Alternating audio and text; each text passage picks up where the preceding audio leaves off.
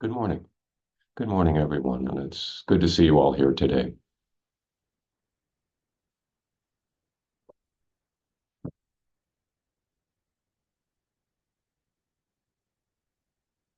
So, in recent weeks, we've been discussing the Heart Sutra, which is a challenging project. It's not easily understood in the usual way.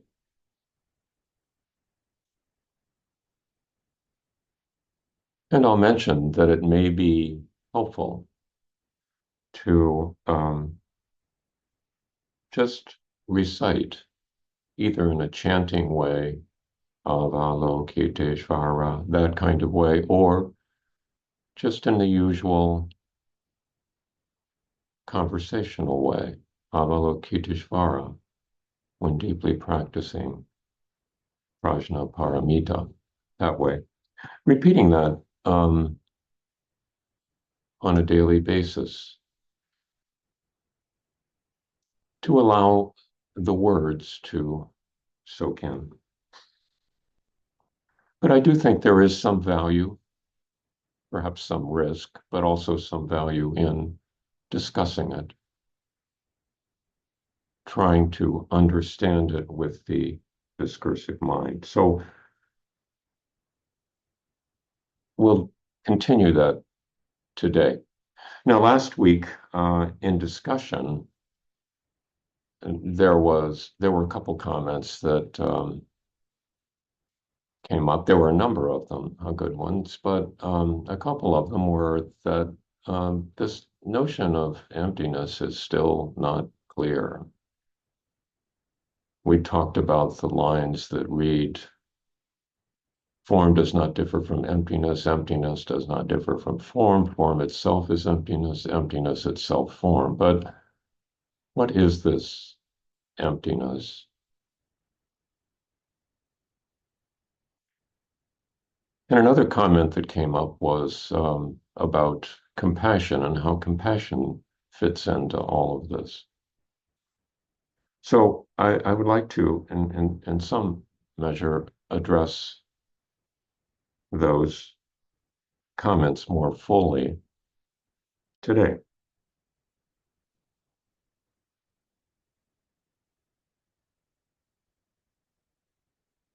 So I'll start by talking a bit more about emptiness, which is challenging because emptiness is a concept about being beyond concepts. So people speak of the emptiness of emptiness.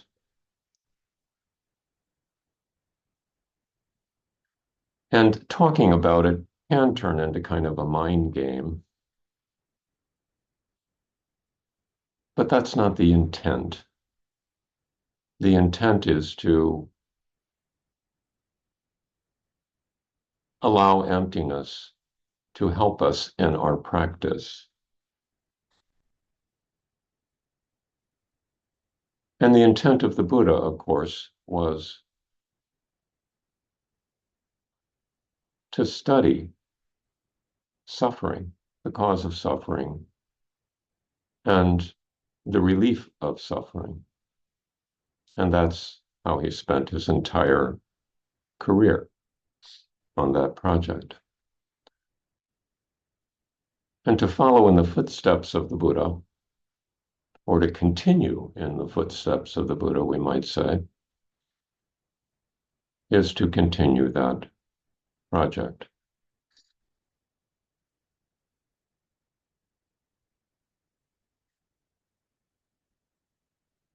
So, form and emptiness. So, what the referent there is to ways of perceiving our human situation. One might say ways of perceiving reality, but we won't get into a discussion about what's real and what's not real. But our human situation is very important to us because we need to have some sort of guidance, some sort of standard, or some sort of way of navigating it.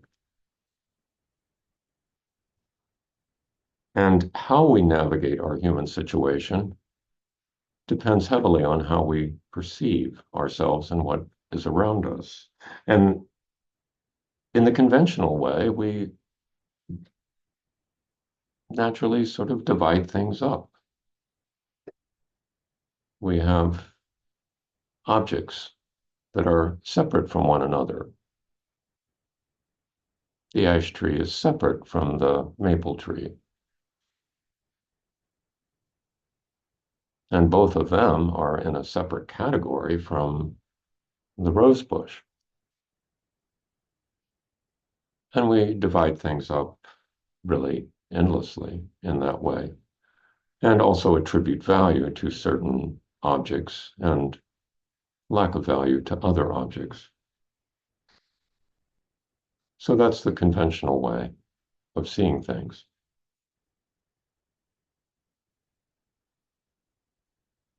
Emptiness is another way of perceiving where we don't do all of this dividing up,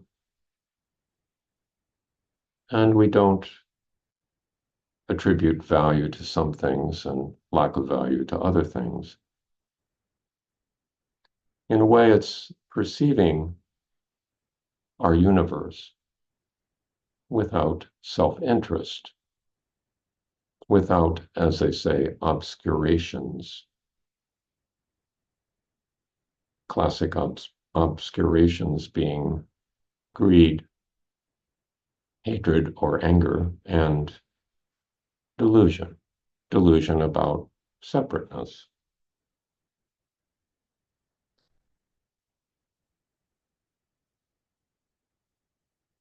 And perceiving things in that way also entails appreciating their transience, how everything is in process. So, in essence, there are no products out there. They're all just processes, including ourselves. We're a process, and everything else is as well. There's a story about different ways of perceiving things that I think might be helpful. And this is a story that was proposed by Buddhaghosa, a Indian Buddhist practitioner and thinker. And it's about, I may have used this story before, but I'll repeat it. It's about a coin that is at a sort of a coin show. And it's on the table. And there are three characters. There's a father, a toddler son, and a coin dealer. And they're all at the table viewing the coin. And the toddler sees a bright, shiny object that's round and yellow colored and looks like it might be good to put in the mouth and suck on. Perhaps he or she reaches for it. The father, on the other hand, notices the inscription on the coin saying $100 and sees something that's valuable, useful, can be used for trade, or perhaps is worth saving in a safe place. The coin dealer picks up the coin and notices right away that it's counterfeit and has really no market value whatsoever. So they're all perceiving things in different ways. But in a way, they're all perceiving things from a viewpoint of self-interest. the toddler seeing something that might be pleasurable to suck on, the father seeing something that might be valuable to save or spend, and the coin dealer seeing something of little value at all.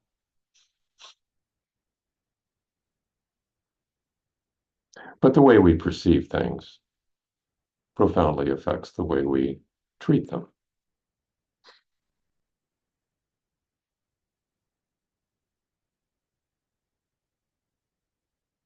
Form is emptiness, emptiness is form. So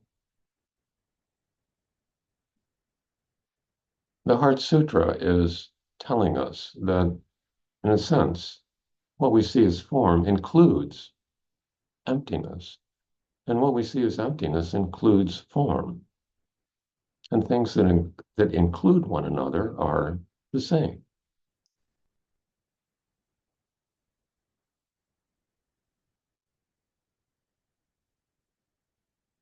So, what is the value of seeing with a perception of emptiness? Well, one misunderstanding is that this would lead to sort of negativity and pessimism, like, oh, nothing really matters.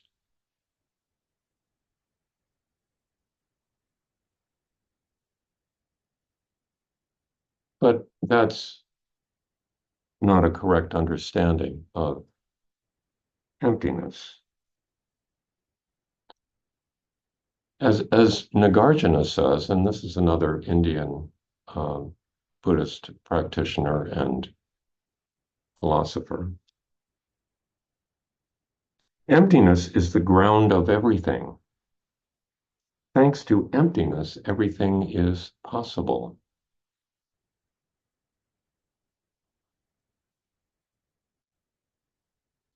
So it's not that there's nothing out there. It's just that everything that is out there is in motion, is in process, and affects everything else that is out there. All the things we divide into forms are affected by one another.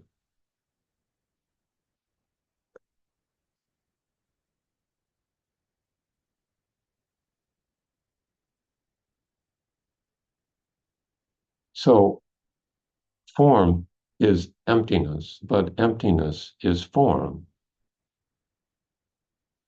Form is the way emptiness is manifest to us. And it's the way we interact with one another in our conventional way. So it's not to be discounted.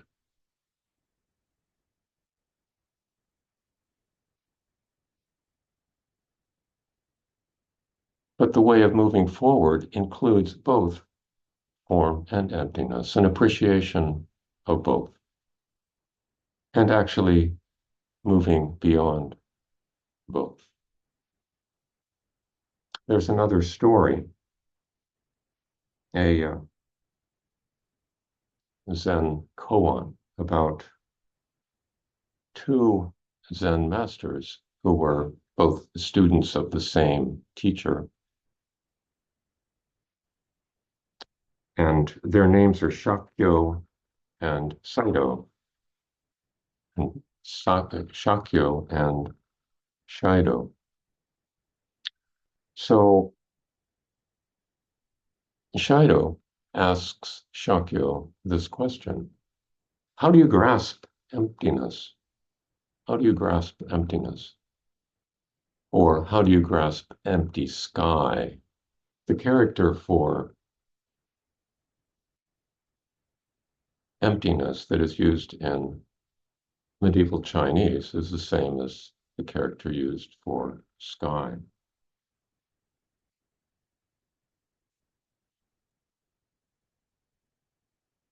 So I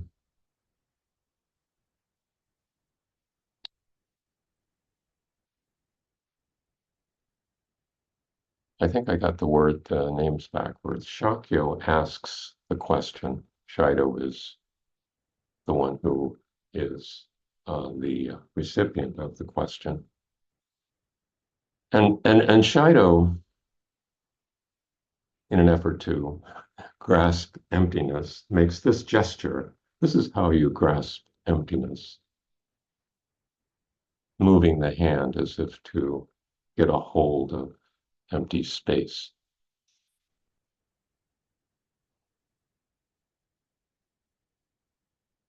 And Shakyo says that's not how you grasp emptiness.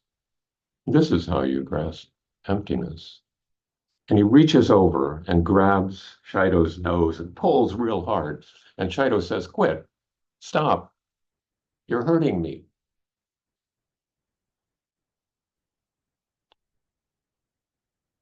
And Shakyo says, that is how you grasp emptiness.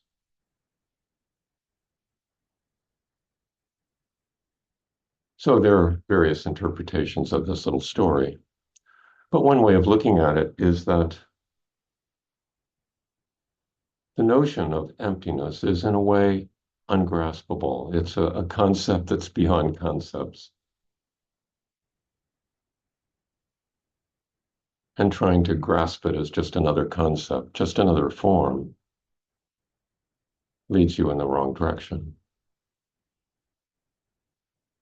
But when Shakyo grabs Shido's nose, and Shido is filled with pain, his whole universe is filled with pain. That's how to understand emptiness. Now, fortunately, in this Zoom format, we nobody can reach over and grab my nose, but that's the story.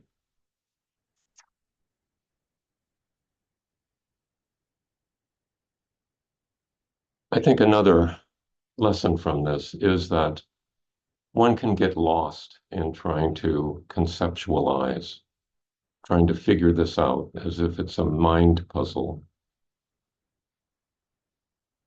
But the point of these teachings is to help us navigate everyday life.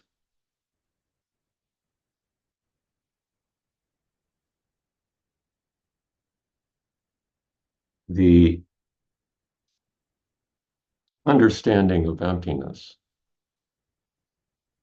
should not lead to forgetting forms. Later on in the Heart Sutra, we talk about no suffering, no cause, no cessation, no path, as if there's just, we don't need to pay attention to the Four Noble Truths. But that's not the intent. The intent is to instruct us to not become stuck in those things, not become stuck in all of these conceptual understandings, but to take in the big picture also. These teachings are useful, but they're not something to carve into stone.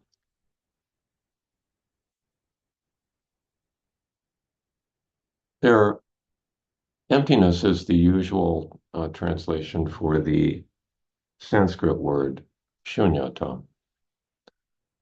But there are a number of other descriptions one might use, so I'll just list some of them to see if that helps. Shunyata can be translated as emptiness, but it can also be translated as fullness, fullness of possibility, as a lack of essence, of forms. Because of their transience and fluidity, being in constant process. As interdependence, shunyata is sometimes translated in that way, interdependence, or as Thich Nhat Hanh translates it, interbeing, everything being within everything else.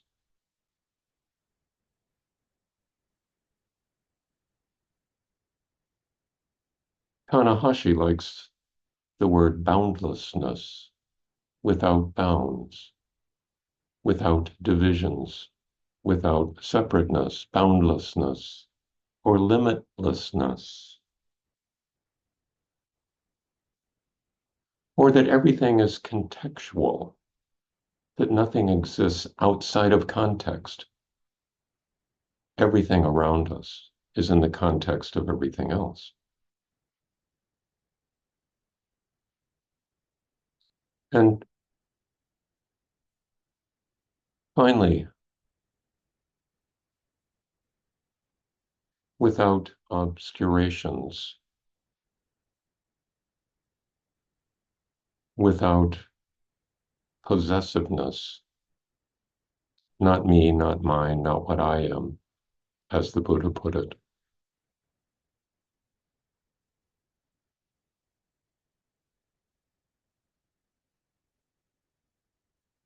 So, how is this appreciation of emptiness to be cultivated? Well, one thing I think does help to study. It does help to become familiar with at least some of the texts. Of course, in Buddhism, there are so many texts that no single human being could possibly absorb even half of them. But that's not necessary. Even one text reviewed over and over can be sufficient. But meditation, I think, is helpful too, at least for most people. Perhaps not for everybody. But I think for most people, meditation is a helpful exercise in acquainting us with emptiness. And emptiness, I don't think, should be thought of as something that is rare and exotic. I think it's something we've all experienced. That experience of spaciousness, of everything all together, of no limits.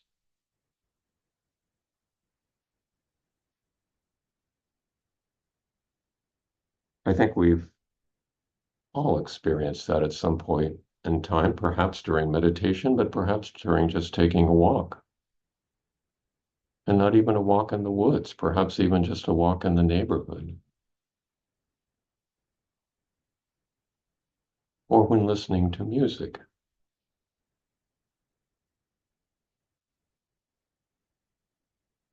Or when having a deep and intimate conversation with someone.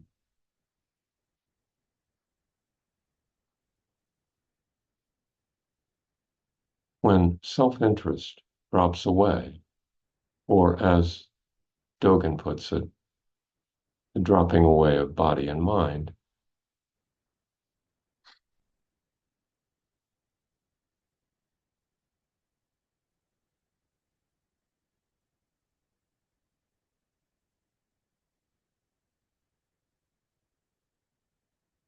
So coming back for a moment to compassion, which is usually described as the flip side of wisdom.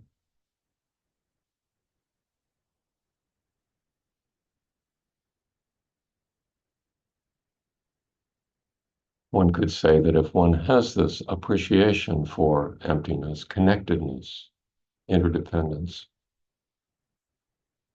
that compassion will flow naturally.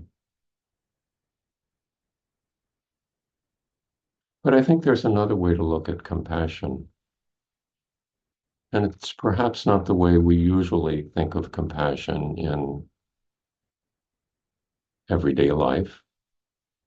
We tend to think of compassion as a feeling, as an emotion almost that may be present or may not be present.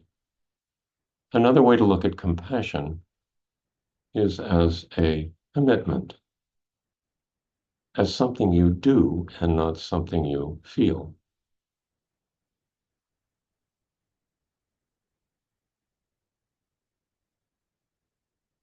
And having this commitment to compassion is what teacher Okamura might refer to as living by vow and not by karma.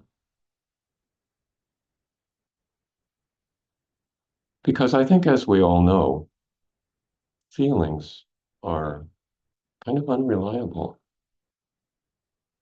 Witnessing the same scene, you may respond differently depending on whether you had a good night's sleep or not, or whether you have a stomach ache or not.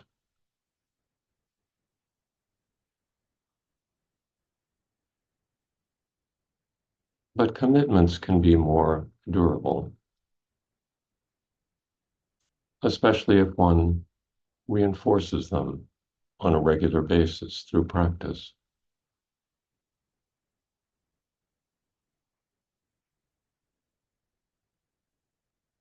So yes, I think wisdom can lead to compassion, but also compassion can lead to wisdom. And in fact, they're not two.